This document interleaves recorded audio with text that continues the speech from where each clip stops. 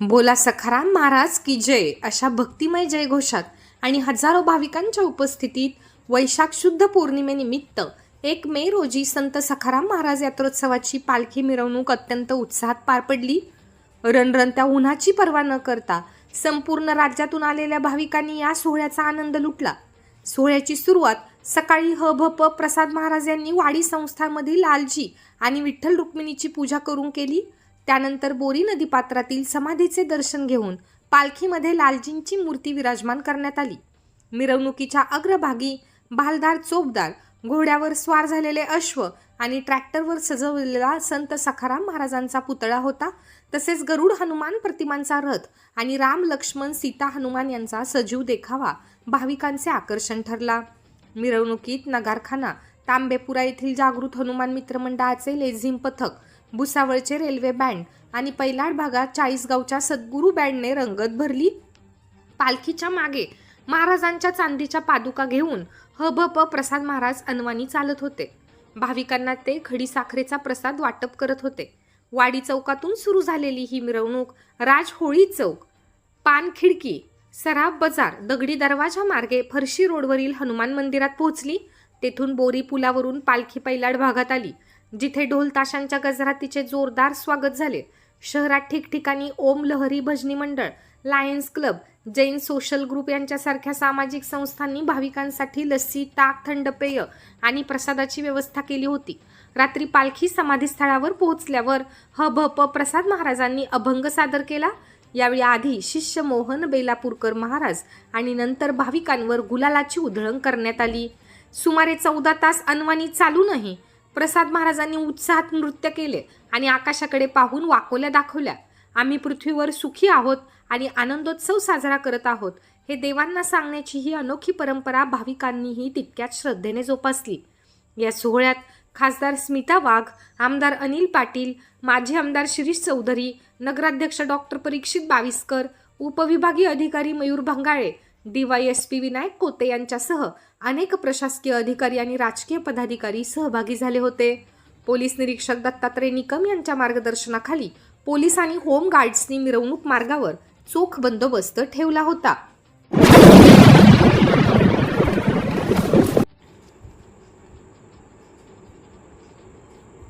भारत सरकारच्या जनगणना 2027 अंतर्गत पहिल्या टप्प्यातील स्वगणना प्रक्रियेला अमळनेर शहरात उत्साहात सुरुवात झाली आहे. आमदार अनिल पाटील आणि नगराध्यक्ष डॉक्टर परीक्षित बाविस्कर यांनी स्वतःची ऑनलाईन नोंदणी करून या राष्ट्रीय मोहिमेत सहभाग नोंदवला. अमळनेरकरांनीही या डिजिटल सुविधेचा लाभ घेऊन प्रशासनाला सहकार्य करावे असे आवाहन त्यांनी केले आहे. आमची जनगणना आमचा विकास या ध्येयवाक्यासह यंदा प्रथमच नागरिकांना घर बसल्या स्वतःच्या मोबाईल किंवा संगणकावरून माहिती नोंदविण्याची मुभा देण्यात आली आहे. या सुविधेचा वापर करत आमदार अनिल पाटील, नगराध्यक्ष डॉक्टर परीक्षित बाविस्कर, विविध नगरसेवक आणि नगर परिषदेच्या कर्मचाऱ्यांनी अधिकृत पोर्टलवर आपल्या कुटुंबाची माहिती भरून CID प्राप्त केला. लोकप्रतिनिधींनी स्वतः नोंदणी करून नागरिकांसमोर एक आदर्श ठेवला आहे. ऑनलाईन स्वगणनेची प्रक्रिया 15 मे पर्यंत सुरू राहणार आहे. ऑनलाईन नोंदणी केल्यानंतर नागरिकांना एक SEID मिळेल. 16 मे ते 14 जून या कालावधीत जेव्हा प्रगणक घरोघरी येतील तेव्हा नागरिकांनी त्यांना फक्त हा ID दाखवायचा आहे. यामुळे प्रत्यक्ष सर्वेक्षणाचा वेळ वाचणार आहे. शहराची 100% अचूक माहिती शासनापर्यंत पोहोचवण्यासाठी जास्तीत जास्त नागरिकांनी या डिजिटल मोहिमेत सहभागी व्हावे असे आवाहन मुख्याधिकारी गणेश शिंदे यांनी केले आहे.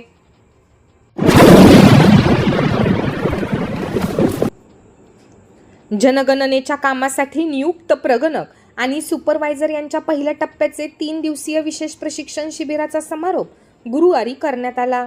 समारोप प्रसंगी मुख्याधिकारी गणेश शिंदे, उपमुख्य कार्यकारी अधिकारी रवींद्र चव्हाण, जनगणना अधिकारी रोहित रामोळे, संतोष केदार यावेळी उपस्थित होते. फील्ड ट्रेनर म्हणून DA धनगर, दिनेश निघोट, राहुल पाटील, धनश्री वानखेडे यांनी प्रशिक्षण काम पाहिले. मुख्याधिकारी गणेश शिंदे यांनी यावेळी मार्गदर्शन केले. सूत्रसंचालन बापूराव ठाकरे यांनी केले तर आभार राहुल पाटील यांनी मानले. कार्यक्रम यशस्वीतेसाठी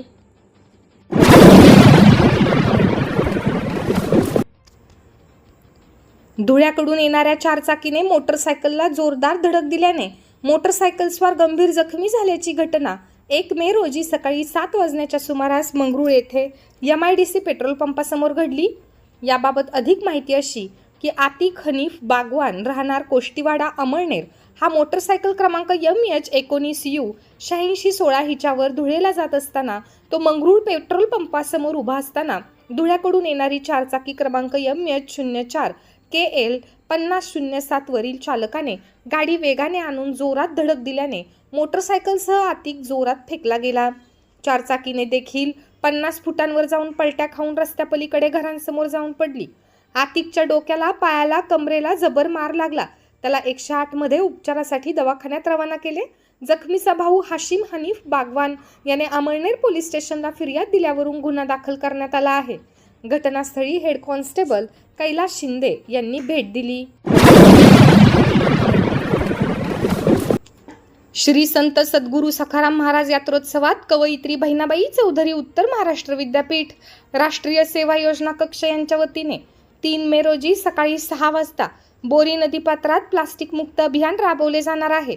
यात्रोत्सवात सिंगल प्लास्टिकच्या कॅरी बॅगचा वापर तसेच कुल्फी आईस्क्रीमचे रॅपर्स, सौंदर्य प्रसाधनातील प्लास्टिकमुळे नदीपात्र अस्वच्छ होते।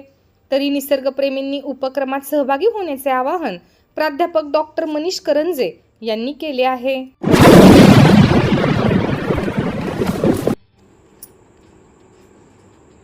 अमळनेर तालुका शेतकरी सहकारी संघाच्या निवडणुकीत शिवसेनेच्या वतीने उमेदवारी अर्ज दाखल करण्यात आला। संघाच्या व्यक्तिशः मतदारसंघातून मांडळगावचे माजी सरपंच केशवराव पोपट पाटील यांनी सहाय्यक निबंधक कार्यालयात आपले नामनिर्देशन पत्र सादर केले। तालुका प्रमुख व नगरसेवक गुलाब पाटील, विजय पाटील, युवासेना तालुका प्रमुख राहुल कंजर, शहर प्रमुख प्रवीण पाटील, सचिन चौधरी, भूषण कोळी, शंतनू भावसार आदी पदाधिकारी उपस्थित होते।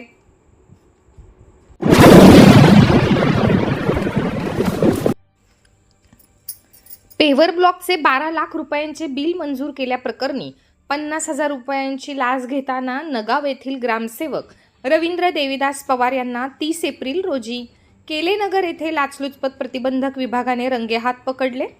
नगाव बुद्रुक येथील गटारीचे व पेव्हर ब्लॉकचे 12 लाख रुपयांचे बिल मंजूर केले म्हणून ग्रामविकास अधिकारी रवींद्र पवार यांनी 7% प्रमाणे 84,000 रुपये कमिशनची मागणी केली होती। तक्रारदाराने 30 रोजी लाचलुचपत प्रतिबंधक विभागाकडे 30 रोजी तक्रार केली। पैकी 1,300 रुपये ग्रामविकास अधिकारी याने आधीच फोन पेवर स्वीकारले होते। ढेकू रस्त्यावरील केलेनगर येथील स्वतःच्या घरी ग्रामविकास अधिकारी पवार याने तडजोड अंतर्गत 50,000 रुपये स्वीकारले आणि सापळ्यात अडकला।